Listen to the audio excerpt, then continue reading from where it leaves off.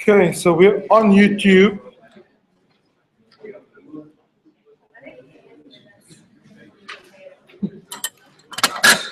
On YouTube.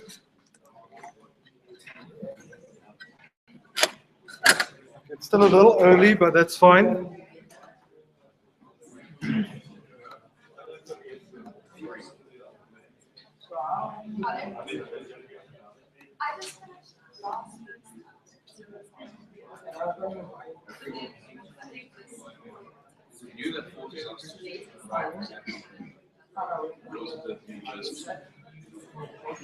The university wants written tests, at least some.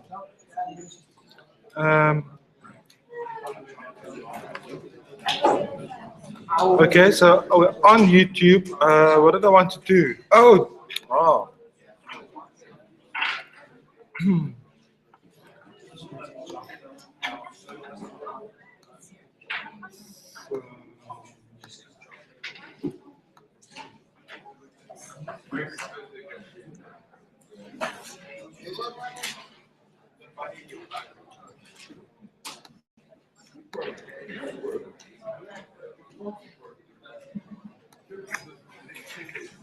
While we wait for the rest of the class to show up in 2 minutes, we might as well enjoy ourselves a little.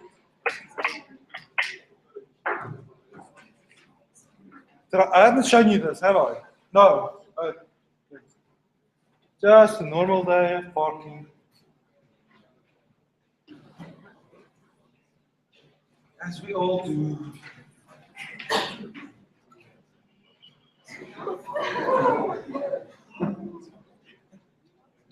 Oops.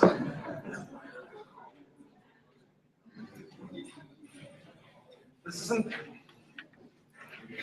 is not a stunt, so that's real parking. Real person parking and real car. I mean, I'm sure you can find tons of this stuff on YouTube, but I've just always have my little collection. Let's see some more parking while we wait. We have 1 minute to go, so I'm not technically allowed to teach. There we go. Here comes someone who wants to park, as we all do. Oh, parking spot. Go.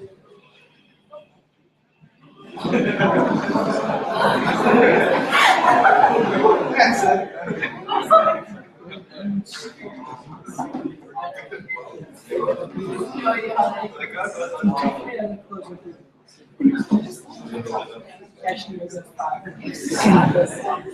Okay. So now I guess it's technically time to start the class. So we can start with another little video. This is the official video. This is not waiting for the class to show up video.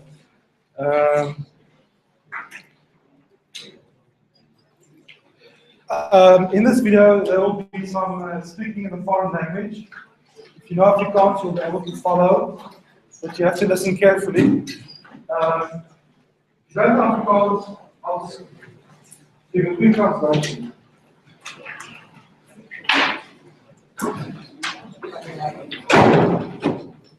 So, just a quick translation at the end. This is some amazing stuff.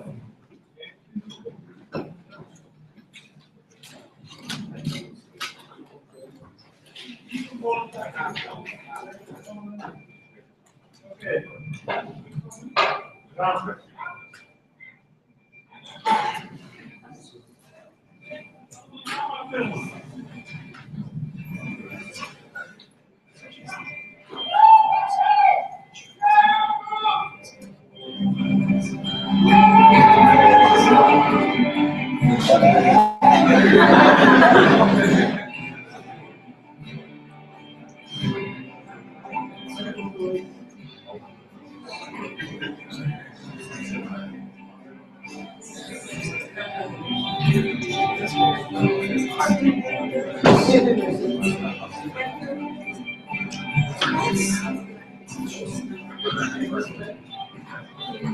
Ik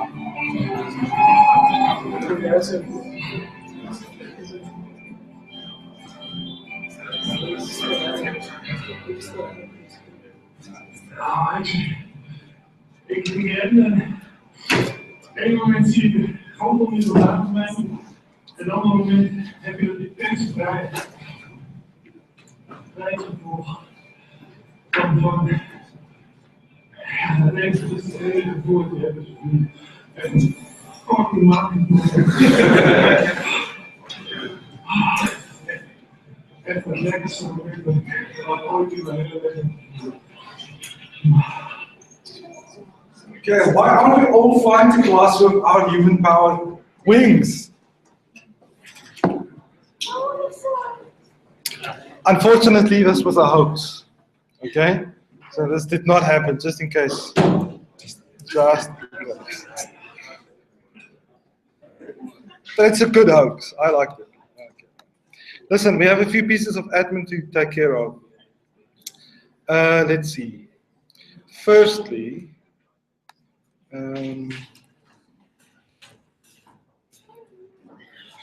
So I'm sorry about yesterday, but this package has now been uploaded, the standard lib package. So you can download it from here. I haven't made the video for yesterday's start yet, but I will do that today. I mean, that's my one of 10 tasks for today. I've been a little behind with the schedule, and this has all been updated. So all the slides are here, and the links to the lectures. But you can always find the lectures on your own by just clicking on the old one, like so, and clicking on the channel's name, and then you can find all our old lectures. Well, this one's live, so I'm not going to show it. It'll break the YouTube, but all our lectures are online. Even if I don't put up links, you can still find them. Today we have to talk about static methods, and just finish up with that. But, let's do that. Next week we're going to do libraries and clients. I must also update your project spec, because by the end of next week, you will have absolutely all the information you need to do the entire project. Okay, so by next Wednesday, 11 o'clock, we have all the information. We have a tutorial tomorrow. And next week, Friday, we're writing our written test, our second written test. I know you're all very excited about that, as am I. But, in preparation, this is the first test and what it'll cover, and here are some sample questions.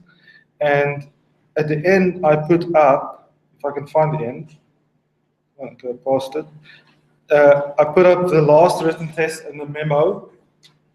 And I've started talking about what the next test will cover. These are not sample test questions from the next test. I forgot to uncomment these ones. I just copied them over to start preparing. I was doing that just now. But I'll take these out. I'll put up some new sample questions. Once again, if you can do the tasks, you should be fine. And it will include, this test will include static methods and even libraries we're only doing next week. But that's the way life goes. Sometimes you're asked to do something impossible. Okay, right. There's one more piece of admin that I wanted to tell you about, but I can't recall it. Once again, if you want to see the last written test, just send me an email and make an appointment. Next week, I'm actually teaching at another university. I'll be teaching here in the mornings, but in the afternoons I'll be away, so it'll be very tight. So send me an email as soon as possible if you want to see your test. Okie dokie. Are we still online? Good. Right. We have to talk about static functions, static methods. We've really covered most of what we have to talk about. I mean, there's nothing more to it. We can define our own methods. In this course, we'll still say it's static, and then we give the return type like int, and the name of the cube, its arguments, parameters.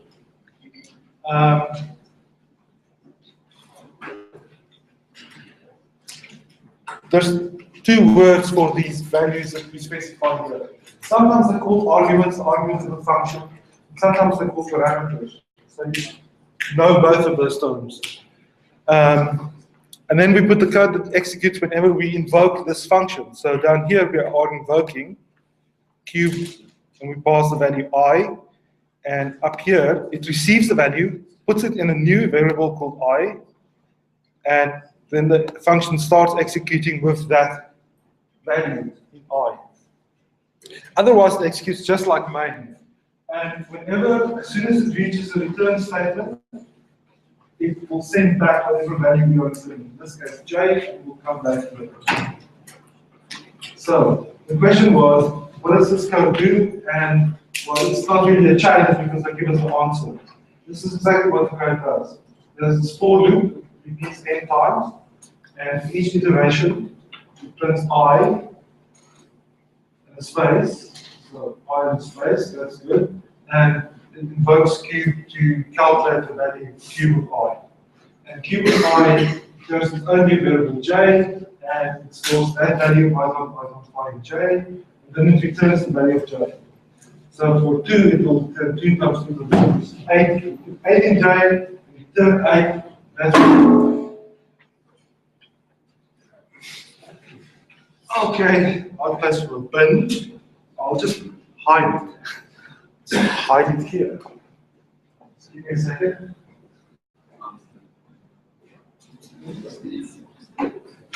Please do not lean on door. 5 or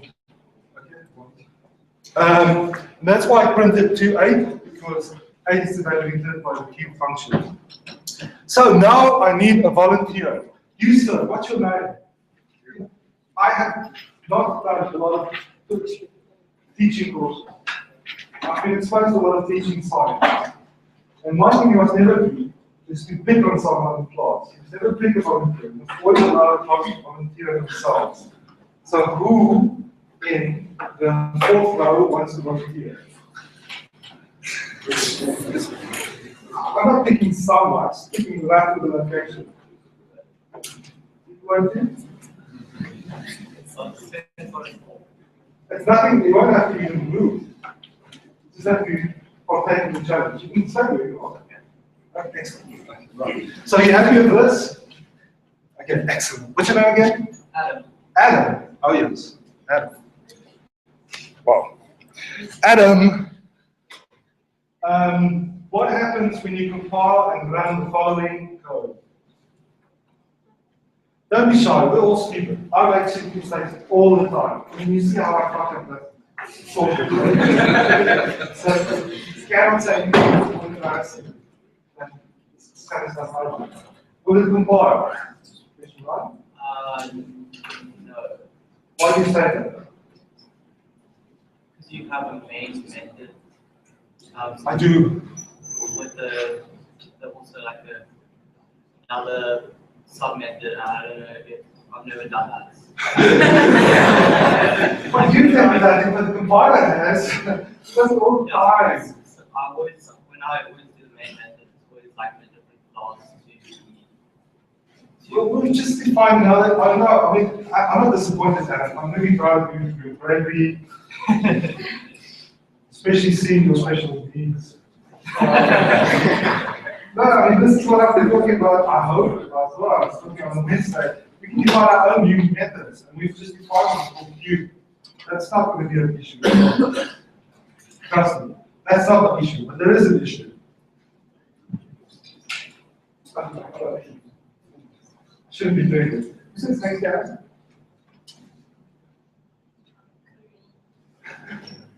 You said, Korean. Korean, do you have issues? You're not? You have them. What if I get the two of you, 10 rand each? If you tell me why you want to watch. I'm not saying I'm going to, but I'm saying why. That's money to motivate you in this course. It doesn't, I'm not going to waste my money trying. I should have done from the start something that I do in most courses, and that is use chocolate to teach. Because I find it's a real motivator. I I know many people don't like chocolate, but it's not about the chocolate. I can put little rocks in the wrappers and just hand it to chocolate. Adam, yes. Initialize the I again. Oh, excellent. I know, but I do declare it. Yeah, sorry, declare it again. So here I is being declared as a parameter. So that means inside this function there is a variable called I. It comes from outside, we don't know where. But whenever it's invoked, some value will be put into I. But my first line says, make a new variable called I, and it's an int. I can't do that. That's a lead declaration of I. If I now use I, like here in return I, which I am I talking about? Is it this parameter, or is it this variable that I've declared here? Java doesn't know. I mean, it won't say, oh, I see you making a new I, but it looks like you just reuse the first one. It's not clever enough to do that. So this will definitely not even compile. It's a big mistake. Adam, you've been so good. Let's see how you do on challenge 1C. What would you?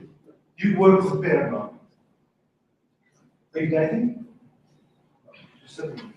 I guess I was just assuming that people would sit next to each other. These guys are not proportional.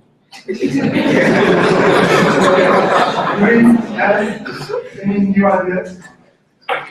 Couldn't you not do any of this one? At least you weren't like Adam to say that it's impossible because it should only be a make, but here you cover. So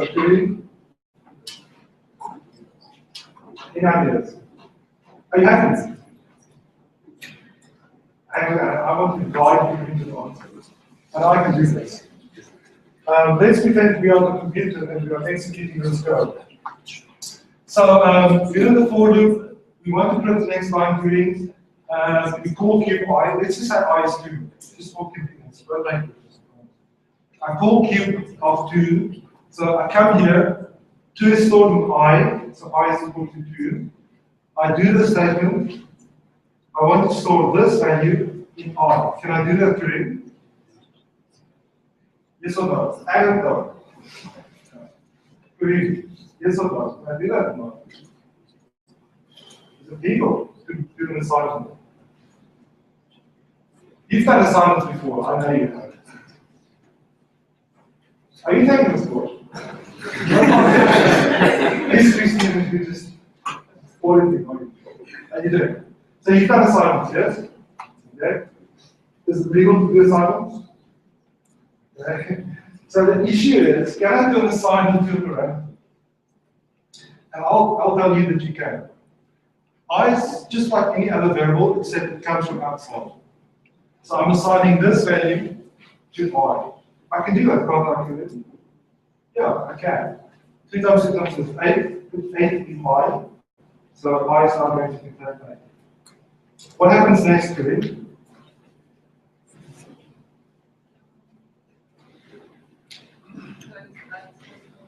It just goes back. Okay, is it correct? What value is sent back? How do you know 8 is being sent back? So if you were to if I was to, if I were to, yes. Then you should say if I were to, not I was to. Okay. I was to, but we've changed it to 8. So now you say 8 is being sent back. But how do you know it's 8 and not 8 minus 1? What is this value, this method return, this function? We don't know because there's no return statement. This won't even compile. It's wrong. Is that what you wanted to say? Yeah. Yes. You're not a good victim. There's no return statement, so Java won't compile this. It will say this method promised to send back an int, but it doesn't return the int. It does like an assignment, but so what? An assignment just puts one value in another. That's not sending the same thing as sending back the value. So Java won't compile this.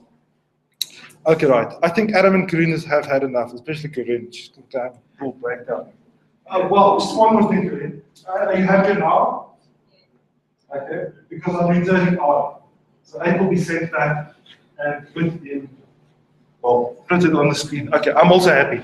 Last challenge. Well, we might as well stick with Adam and Corinne since we not know them. Okay. Corinne, happy or unhappy? You're happy. Unhappy, why? I is defined. I mean, it's defined here, and it's defined here. And so I'm using it here. I don't find I becomes 2, I call it both the functions of 2, then I don't find is 8, and so this statement says return 8. And 8 is set back.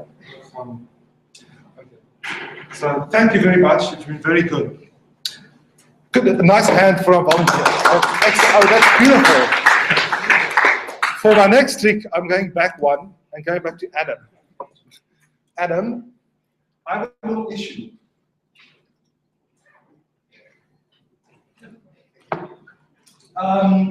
When I changed I here to 8, and I came back to the 40,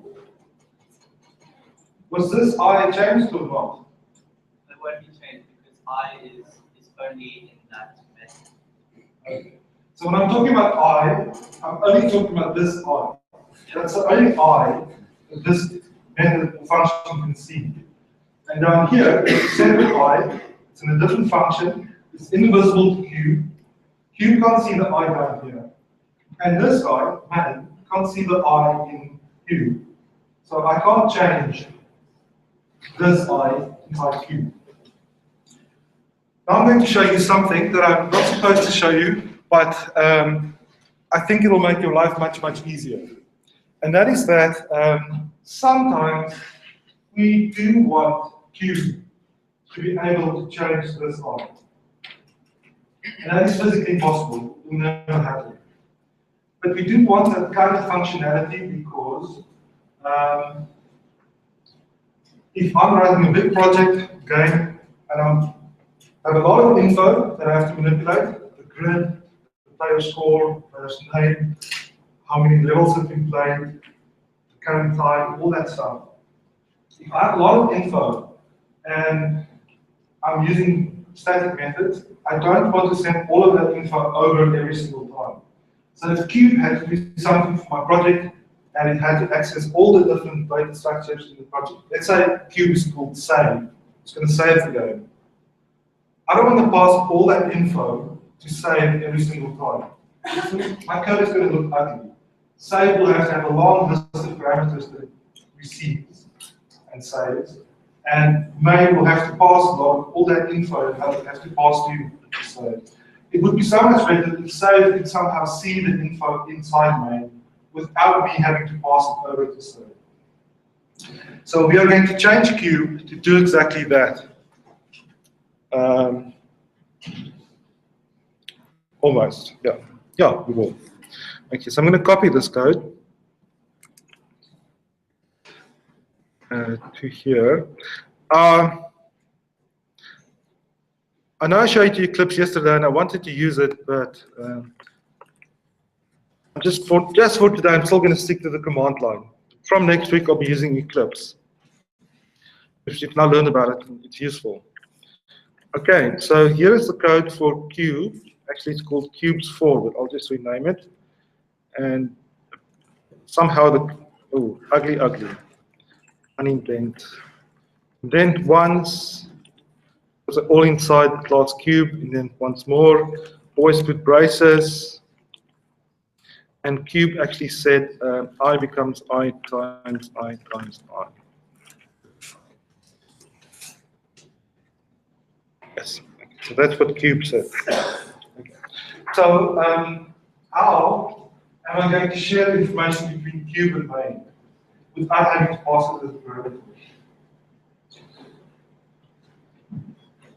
I inside Cube, R inside main, N inside main, and this I inside main. They're all variables, and they're all declared locally to a method. The first I is local to Cube, that's its scope, it can only be seen inside Cube, and R and N and I is local to main. And when we teach computer science in the first year, we always tell students, never, ever, ever, unless you have to use variables other than local variables. Because if you use local variables, they're protected. They can only be modified by a small piece of code, not all over the place. If you have a big project, especially if you have a big piece of software, you should try to make your variables as local as possible. But sometimes we do need global variables, variables that everybody can see. So what we do is we put them up here. Here, I'm declaring I to be a global variable. It doesn't belong to any of the methods. All the methods can see it. If I say, I'm just going to add, sorry, I forgot to add public static. You always have to do that. Public static.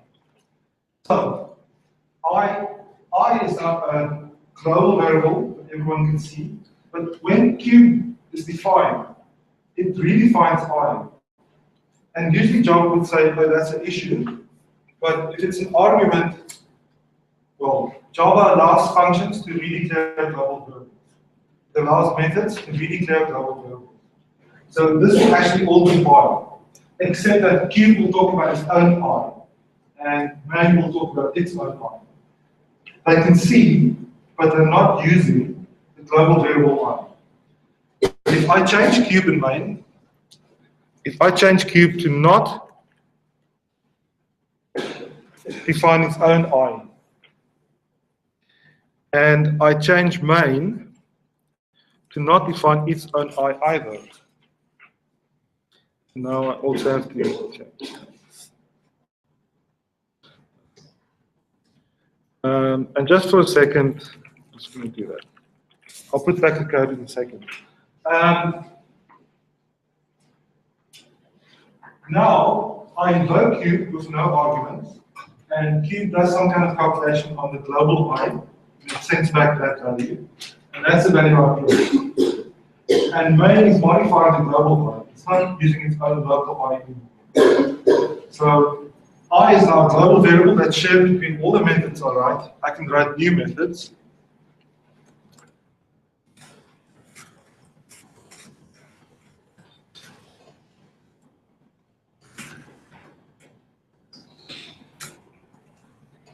And they can also access main, I, sorry.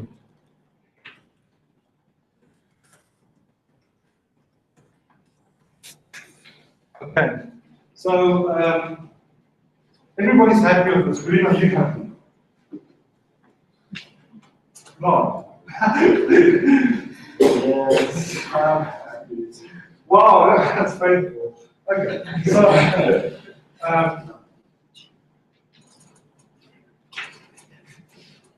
you must try to avoid double variables as much as you can, because things can go so badly wrong.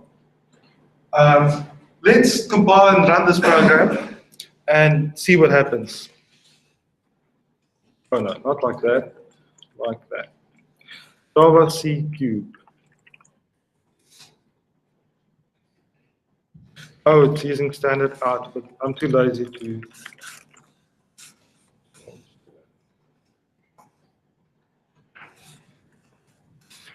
This program is called cube, but of course it also prints the squares now, and it takes a parameter like 10. Oh. And it works very badly because I forgot to put a space down here.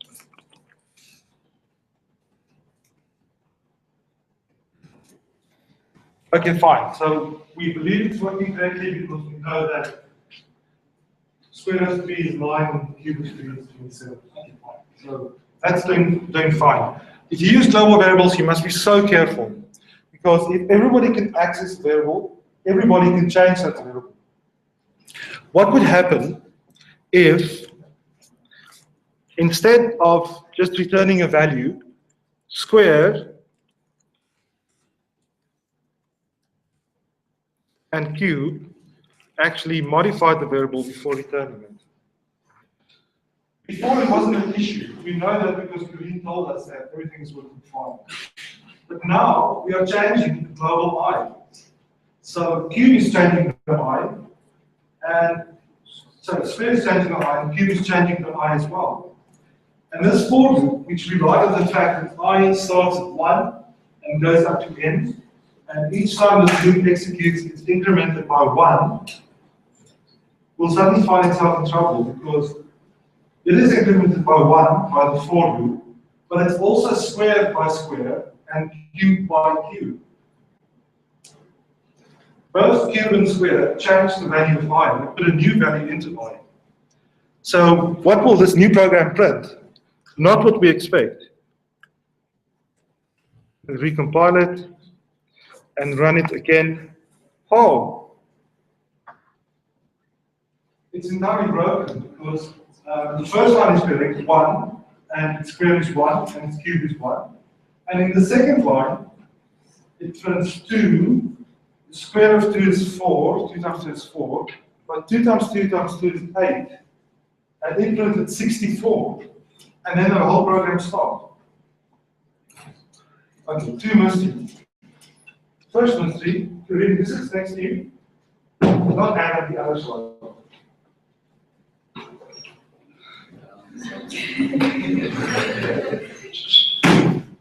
What's your name? Udrich. What? Udrich. That's not right. Udrich. Udrich. Udrich. Udrich. Udrich. Udrich. Udrich. Sorry. What? Are you German? No, French. but a lot of people assume it's German. Of course. Yeah. I've never heard of this one. Udrich. Oh. Udrich. J-U-D-R-I-G. Joedrich. I will call you Jew. Are you Jewish? Oh. Jew. Why is it printing 64? Did you follow what I was saying? Oh, okay. Then it's not the use. I did all that trouble for 9 next. Still no. Andre, of course, Andre. How can I get Andre? Yes. Andre, what is print 64 and not 8? I feel you're giving up too quickly. Imagine you're in the test and you need to figure out why your program is behaving so oddly. Let's see. I was printing 2, everybody was happy. I called square, and at the moment I contains a 2, but square changes I. It puts 4, I times I, which is 2 times 2, which is 4. It puts 4 in I, and it sends back 4. It sends back I, which contains a 4. So square will send back 4, and I'll be printing 2 space 4. Yeah, I'm doing that, fine. And then we invoke cube. So cube starts executing. I is no longer 2. Even though I'm printing the line for I equals 2, I've changed it. Square changed the value of I to 4 underneath. Yes? Okay? 4 times 4 times 4. Okay? So it puts 64 in I. I now contains 64. It returns I, so it returns 64. So there, cube sends back 64, and that is actually printed on the screen. And Henri, what happens next? What? The program stops. I don't think so. No, the program carries on. What happens next at the end of a for loop? Or at the iteration? Don't look to other people. You can't do that in the test. Do you do that in the test? You're not allowed to. I is incremented at the end of a for loop. So I becomes 65, as someone said, yes, 65. Okay, and it goes back. So at the end of the for loop, we increment I 65. Okay, is 65 less than or equal to n, which is 10? 65 less than or equal to 10? No. Okay. So now the for loop terminates. It tries to execute my program after the for loop, but it's the end of main, and then it stops. You didn't say that exactly. I said a lot of more stuff. I get a lot more marks than this. You lose. You're a winner. We're all winners. So that's why the program prints 64 instead of 8 as I expected, and why it suddenly stops after the printed the line I equals 2 columns. So we must not mess with global variables. And this is exactly the issue. This assignment here, and this assignment here, and this last assignment there, they all change I. And when you change the global variable, when you change the global state, that's called a side effect. So side effects are dangerous because I've defined cube and I've been using it for a long time and it seems to work correctly, but it has side effects. And sometimes I can't predict what those side effects are. I can no longer call cube just on my own. Cube now has side effects that may affect the state. So I must take them into account. Suddenly cube has become a much more complex function. Before, when cube was side effectless,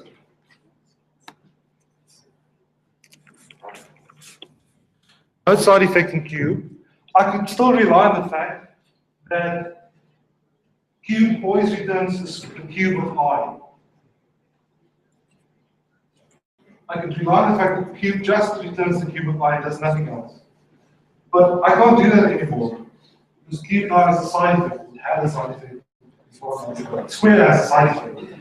So if you do use global variables, try to write them so that you don't modify global variables. That's called a side effect, and it's going to screw you over, I promise you. You're going to be crying about the project and all that.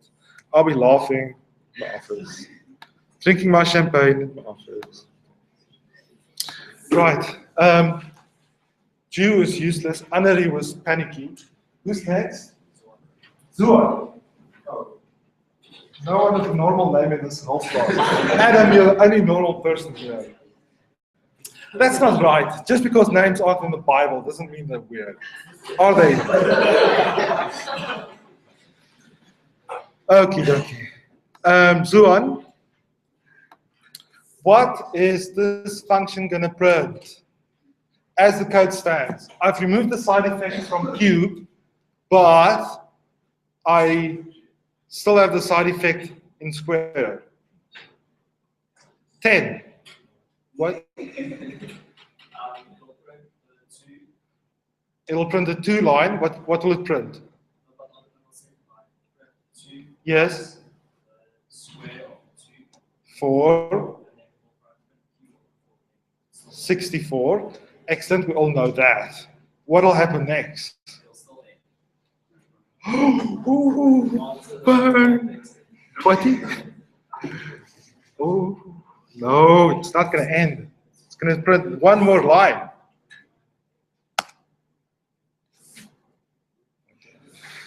As you predicted, it printed the 64 because I is now equal to 4. But then it comes to the end of the for loop. I is now 4. It does the increment. I becomes 5. Go back to the top of the for loop. Is 5 less than or equal to 10? So on? Yes, it is. So we print one more line. 5. The square of 5 is 25, and that value is put into I because square still has side effects. And then it prints a space. So it printed the 5 and the 25, and then it printed the cube of 25, which is. I flashed it on the screen. You should have. Don't you people have photographic memories? Don't they teach you that at school? I think it was 15,625.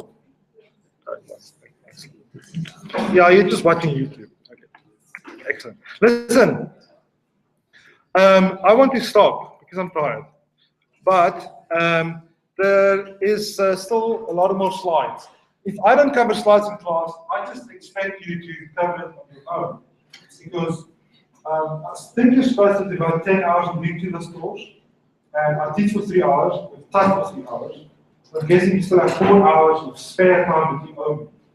For the last 10 weeks, that amounts to 40 hours. So I'll just assume you go through the slides because they really are interesting. But I must show you this last few slides because it's so cute. So digital audio, and we don't have time to go through all of this, but let's just work through it until we get to the program and see what it does. So this is talking about what is sound. We all know sound is vibration of air. Our ears pick it up in certain ways. Different frequencies means different frequencies, pitches of notes. And if you do music, you probably know that the A below middle C is for 40, and then every octave, every 8 notes, you go up, the frequency doubles. It's almost like a power of 2. So the A, 2 A's below middle C is 220 hertz, and the next A is for 40, and 80, 70, 60, and so on. And now there are 12 notes between one A and the next A. So 1, 2, 3, hang on, that's A. 1, 2, 3, 4, 5, 6, 7, 8, 9, 10, 11, and it's a 12. The 12 notes from one octave to the next. From here, the frequency doubles to here. So every note, the frequency goes up by 1 to the 2 to the 112. That's a little bit complicated. Bottom line is there's this fixed number that tells us the frequency of each note. There's a little formula that we can use to calculate the frequency of notes. So there's 1A, 440. There's the next 880. And all these sets in between is 2 to the 112. Now for 12 of these, you have 2 to the 12 12s, which is 2 to the 1, which is 2. So the factor from there to there is 2. And there are pictures of the waves that look the same to me, but you can see they're kind of not exactly the same. So that's frequency in a nutshell. We've just done the whole first year of music theory. Who's doing music theory? Oh, is that what you do? You haven't even learned this stuff yet. What do you do in music theory? What? Lies? No, lots. Lots. Oh, okay. Lots of lies. Okay, fine. So, bottom line is that when you listen to music, it's been sampled. This is the original. Let's pretend it's the original. The computer can't store this way. Real music isn't even this simple. It's a combination of a lot of different waves. So it looks really, really complicated. But the computer can't store this. This is a continuous signal, an analog signal. That's too complicated to store. So what the computer does is every few milliseconds, it just samples. What's the frequency? What's the frequency? What's the frequency? What's the frequency? Or amplitude, we'd say. And it stores those little samples. So at the top, it's 5,512 samples per second. And you can see you can vaguely make out the note. But if you were to listen to that, it would sound thin. Telephone systems work at roughly 8,000 samples per second. So it would sound almost as if you're talking over a telephone, playing Beyonce over the telephone, which I'm sure you do a lot. Not a modern mobile phone, okay, over a real telephone line. Modern mobile phones have much higher frequencies.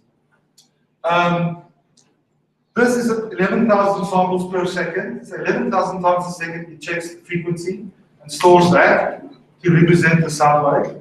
And then 22,000 samples, it gets quite close to the real thing. But modern CDs and practically your telephones, I'm not sure what the sample rate is.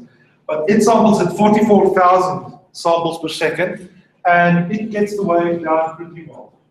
So the music we listen to sounds high quality because it's sampled so frequently. This is all irrelevant, but it's good knowledge to know if you're doing stuff. Here is a little function, a method that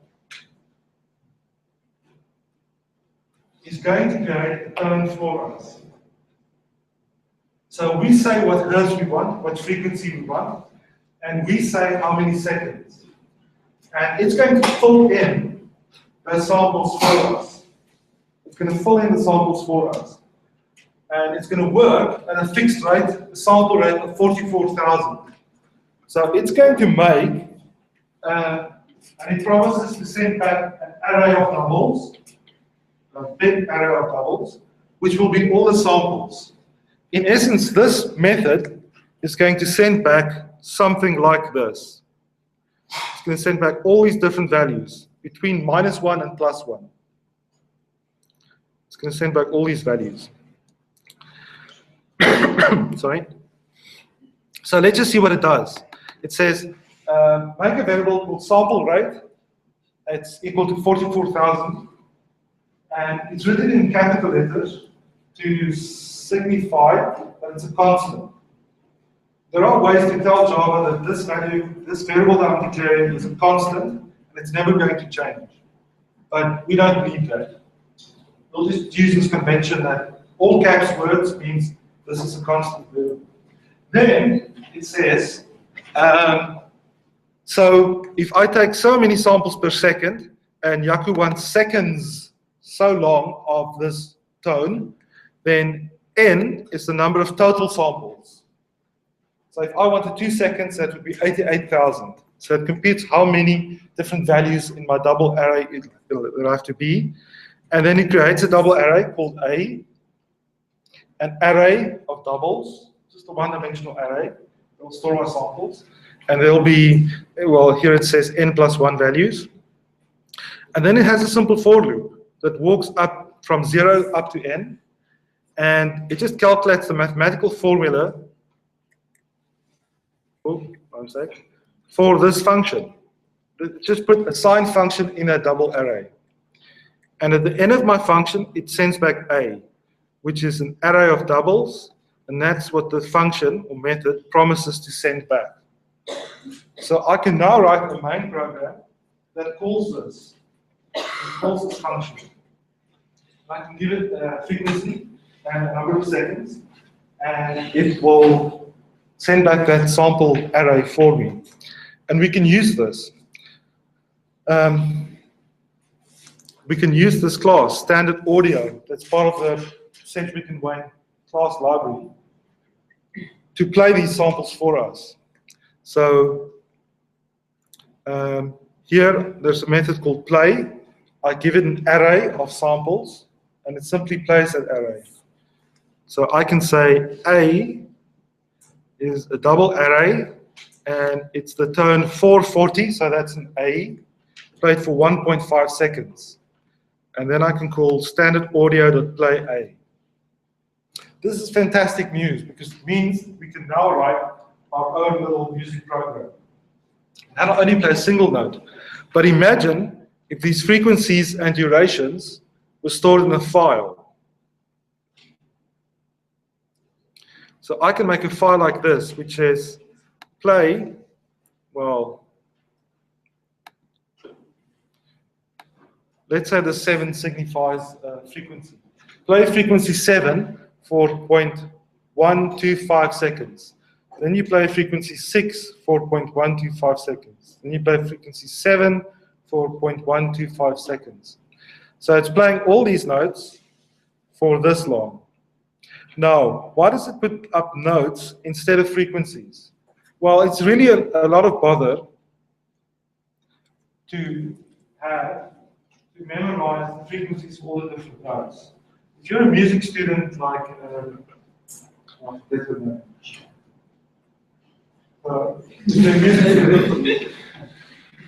it's stupid to memorize these frequencies, even though you get used to it after a while. You know, 440 is an A at least. Calculate what it is. But why bother the user with that? Why not simply number the notes? So we number the notes on the keyboard. 0, this is A. 1, this is B flat. 2, C, 3, C sharp is 4. So we give a number. We use our formula to calculate the real frequency. And then we can put those note numbers and the duration in the file. And that's exactly what this little program does. Sum, never mind sum, note, never mind note, main. So main says, read from standard in. While it's not empty, read the pitch, read the duration, okay, how many seconds, and calculate the note. So call this function note, this method note. Before it used to be called tone, but note does something a little different because it's going to translate the pitch. Tone takes a frequency and a duration, but note takes a pitch and a duration. So it first calculates the right frequency, and with that it calls tone to make the double array, and then we have that. And it's going to play it, and then the while loop is going to carry on and read the next line and play that note, and the next line and play that note, and the next line and play that note. So this little program is on the course, on not our website, but the book's website. But I happen to download it. I happen to compile it. And I happen to have it here if you want to hear it.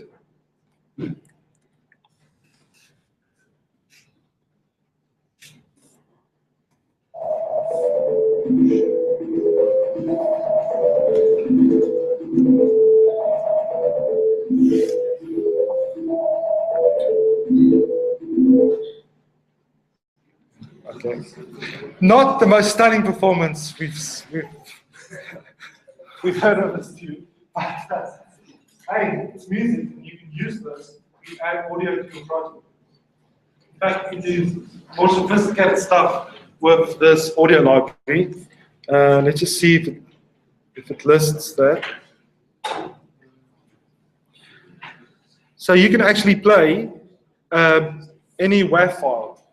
And this .wav file, it's a standard I think Microsoft developed, and it's simply, basically, a list of frequencies such as in that text file we just saw. And it's just encoded a little more efficiently, but basically you can play any WAV file on with this audio class. And let's just quickly see, perhaps I have some WAV files. I'll play you one, just to show you that it's not stupid.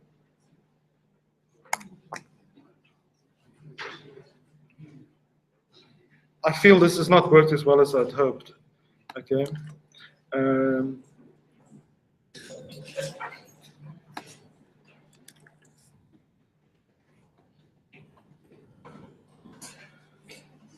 Oh, I've got lots. Oh, but I can't.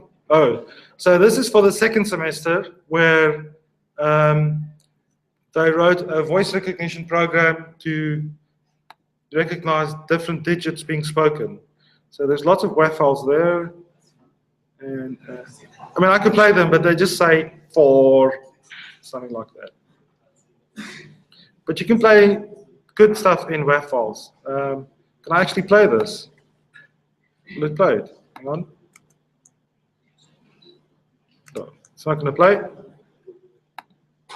Okay. But, man. Give me one more second. Oh no, I've renamed it. Oh, I think I can undo. Give me a sec. Oh, there we go. Play this with, let's see if VLC will play it. Oh, okay. Well, that works, and you can play that kind of audio because WAV files are just sample. I mean, what we've done as well are just samples that the standard library will read. And I didn't play it through Java, but never mind. I have to stop. I shall see you guys on Monday.